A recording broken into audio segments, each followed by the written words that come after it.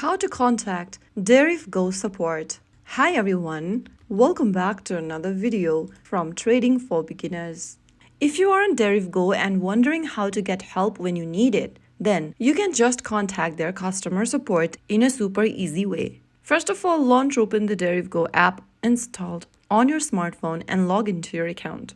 Once you're inside the home page, go ahead and click on your profile icon at the top right corner. Now, click on the live chat option from the menu. This is for real-time assistant with urgent questions. Go ahead and select one of the messages or send us a message option. To chat live, select send us a message and go ahead and enter your question. Enter the form below, write down your name and then your email, enter the verification code sent to your email, and then go ahead and write down your message. An agent will be contacted to you shortly and they'll be able to help you with your questions. You can also select the Help Center button and then explore through the FAQ section or connect with the support team via live chat or WhatsApp. Go ahead and choose your question or the category from the menu or send them a quick message explaining your query. So that way you will be able to reach the DerivGo support team. You can then trade or explore the app with confidence, knowing help is just a tap away.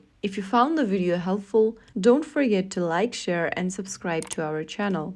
I will be back again in the next video. Thank you for watching.